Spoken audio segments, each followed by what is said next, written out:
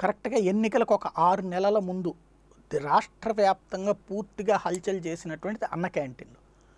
ఒక్కొక్క ఊర్లో 3, 4 క్యాంటీన్‌లున్న ఊరు మొత్తం మాత్రం ప్రచారంలోకొచ్చింది. అక్కడ రూ. 5కి భోజనం, రూ. 5కి టిఫిను ఒకటి చీప్ అండ్ బెస్ట్ అన్నటువంటిది.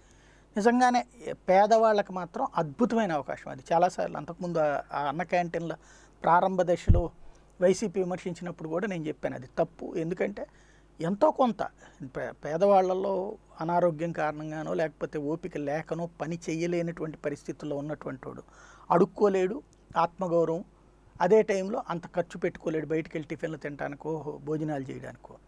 అట్లాంటి సందర్భంలో ఇది అద్భుతమైనటువంటి వరం, ఆహారం అందడం అనేటువంటి. అయితే దాంట్లో నిర్మాణాలు చేసినప్పుడు ఎంత వ్యయమైంది, అంత వ్యయమైంది, ఇవన్నీ తర్వాత మీరు కావాలంటే ఎంక్వైరీ చేసుకోండి అంటే ఆ ఎంక్వైరీలు చేసింది లేదు, వీళ్ళు తేల్చింది ఏమీ లేదు. బ్యాటరీలు అప్పుడు ఆయన కంపెనీ నుంచి తీసుకున్నారు గల్లా జయదేవ్ గారి నుంచి అని చెప్పేసి, అట్లాగే భూమి గవర్నమెంట్ది ఇచ్చి భారీ రేట్లకి కొన్నారు, ఇది భారీ రేట్లతో నిర్మాణం చేయించారని చెప్పింది. ఇవన్నీ వాళ్ళు రికార్డెడ్గానే చేయించారు. దాంట్లో తప్పులు ఉంటే కేసులు పెట్టుకోవచ్చు. అవన్నీ మాట్లాడినారు కానీ వీళ్ళు పవర్లోకి వచ్చి 2 ఏళ్ళైనా అసలు దాని జోలికి అసలు క్యాంటీనే మూసిపడేసి సైలెంట్గా ఉండిపోయారు.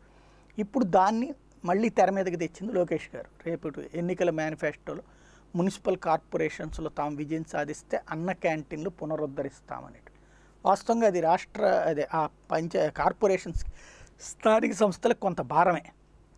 ఎందుకంటే అప్పుడు రాష్ట్ర ప్రభుత్వం వారీగా కాబట్టి టోటల్గా అక్కడ ఓ సంస్థతో టైఅప్ పెట్టుకుని వాళ్ళకి కిచెన్స్ అవి ఏర్పాటు చేసి దాని ద్వారా ఎక్కడికక్కడ సప్లై చేయించారు.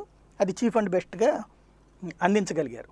అది ఇప్పుడు అది రాష్ట్ర ప్రభుత్వం డబ్బులు పెట్టుకుంది కాబట్టి సాధ్యమైంది. అది కూడా లిమిటెడ్ లెక్క 300 మందికి ఒక పూట అన్నటువంటి దానివల్ల సాధ్యమైంది. అదే కనుక ఇదైతే కనుక కష్టం అవుతుంది. అంటే కార్పొరేషన్ భరించాలంటే ఇప్పుడు అక్కడ వంటశాల పెట్టి ఇవన్నీ చేయించాలంటే కొంత భరించవచ్చు. కానీ అలా చేస్తానికి మేము సిద్ధం అన్నటువంటిది ప్రకటించారు. ఇది మంచి కాన్సెప్టే. పబ్లిక్ దీని అన్న క్యాంటీన్ల కోసం ఓట్లు తెలుగుదేశం పార్టీకి వేస్తారా లేదా అనేది చూడాల్సి ఉంది.